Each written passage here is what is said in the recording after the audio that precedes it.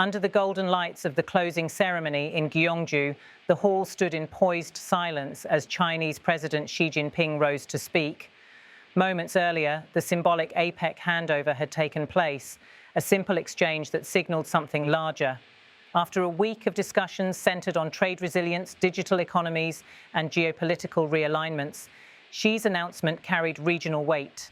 The 2026 Asia-Pacific Economic Cooperation Summit would be hosted in Shenzhen. The crowd of leaders and delegates turned their attention to the screen as Xi began. His expression was calm but deliberate. China will host the 33rd APEC Economic Leaders Meeting next November in Shenzhen, Guangdong Province, he declared. The words echoed across the room and the cameras panned to the South Korean hosts, who nodded in acknowledgement. It was a statement of continuity, but also a signal of China's renewed confidence on the global stage. For Beijing, this choice was not random. Shenzhen, the city often called the Silicon Valley of China, represents the country's most dynamic intersection of technology, finance, and innovation. Its designation as the next APEC venue was both practical and symbolic, a showcase of China's model of modern economic development and a statement of intent in an era of fractured globalization. As Xi continued, his remarks emphasized themes of collaboration and inclusion. China is ready to seize the opportunity of hosting the APEC Summit next year to work with all parties to build an Asia-Pacific community and promote growth and prosperity in the region. The phrasing was deliberate, underscoring Beijing's vision of shared growth under a multipolar economic order. The audience listened closely. Among them, representatives from economies that had just debated the contours of digital trade, sustainable energy, and artificial intelligence frameworks for the coming decade. In the days leading up to the announcement, Gyeongju had hosted a flurry of high-level talks, closed-door sessions, and bilateral meetings.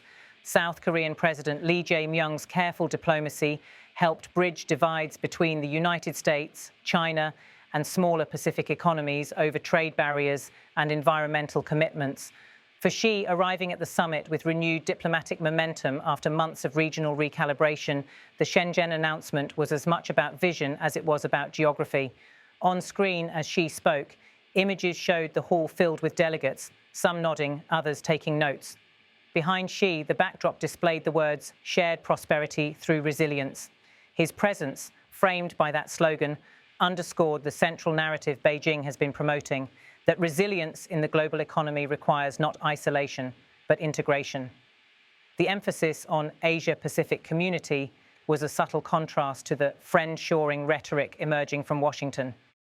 Xi's next statement set the tone for what many analysts described as China's next strategic phase within APEC. China will work with all parties to actively advance substantive cooperation in areas such as the Asia-Pacific Free Trade Area, connectivity, the digital economy, and artificial intelligence, so as to inject new vitality into the development of the Asia-Pacific region and bring more benefits to its people. Each keyword, connectivity, digital economy, AI, was carefully chosen. It was both an agenda and an invitation. The choice of Shenzhen, a city built on reform and experimentation, reflects China's broader ambition to define the next frontier of economic leadership.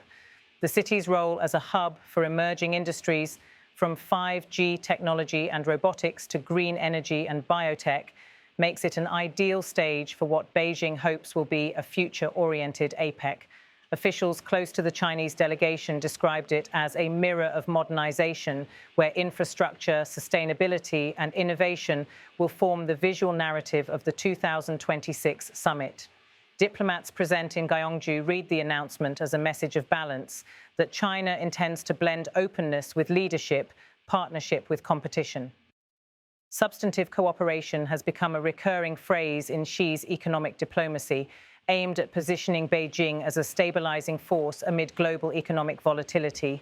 Yet beneath the surface, it also signals a determination to shape the region's digital and technological frameworks before Western-led trade blocs consolidate their own standards.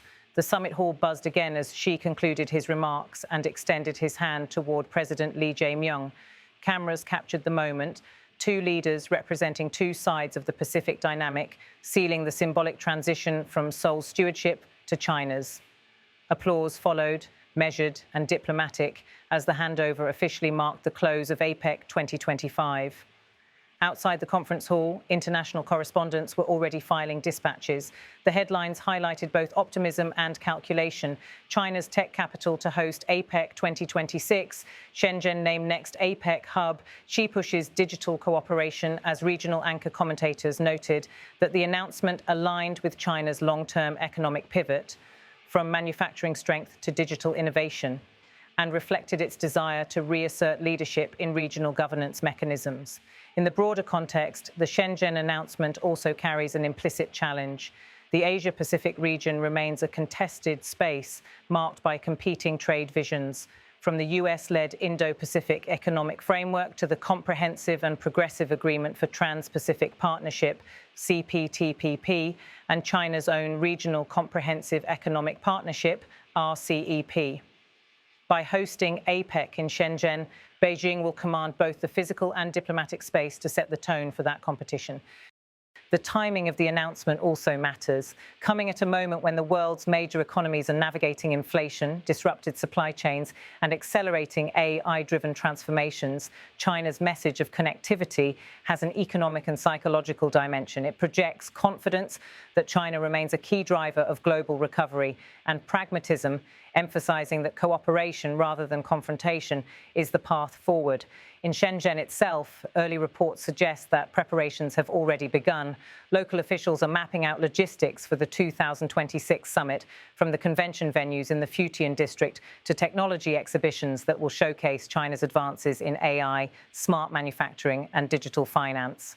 Urban planners have described it as a window to the next phase of reform, signaling how the city will serve as both a backdrop and a metaphor for China's evolving economic identity. For many, the image of Xi announcing Shenzhen as the host city serves as a reflection of China's modern political rhythm, symbolic gestures grounded in long-term planning. Since its founding as a special economic zone in 1980, Shenzhen has embodied the idea of experimentation before expansion.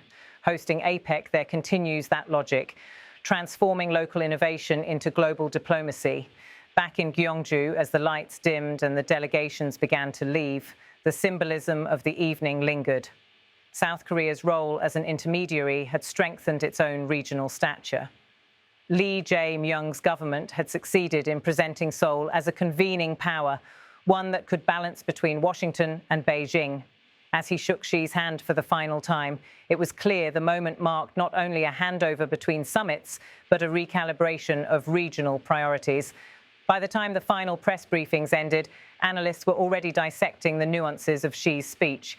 The emphasis on artificial intelligence and digital economy was seen as an overt signal that Beijing intends to lead the global conversation on technological governance, positioning APEC 2026 as a platform for both policy dialogue and image projection. Western diplomats privately acknowledged that the choice of Shenzhen wasn't surprising, but it was telling. As night fell over Gyeongju, the international press pool moved to their broadcast positions outside the venue. Screens replayed the key moment, Xi's handshake, the APEC logo, and the phrase, "Next Summit, Shenzhen 2026. The scene captured the duality of China's current approach, assertive, yet wrapped in the language of cooperation. For China, hosting APEC in Shenzhen will not just be an event, it will be a statement of identity. The following months are expected to see a wave of preparatory diplomacy. Chinese ministries and regional partners will begin outlining agendas for trade liberalization, green energy transitions, and digital security.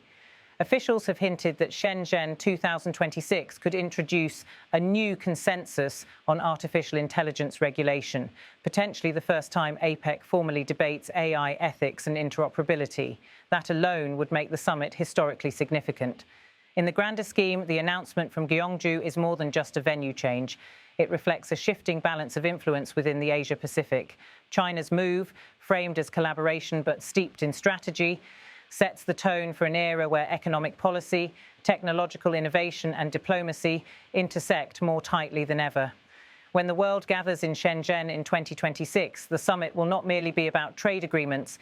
It will be a showcase of who defines the future architecture of global growth. As the closing images fade, one truth remains clear. APEC's next chapter begins not in a boardroom, but in a city that grew from fishing villages into a symbol of transformation. And for President Xi, that symbolism is the message. that China's model of progress is ready once again to take the global stage.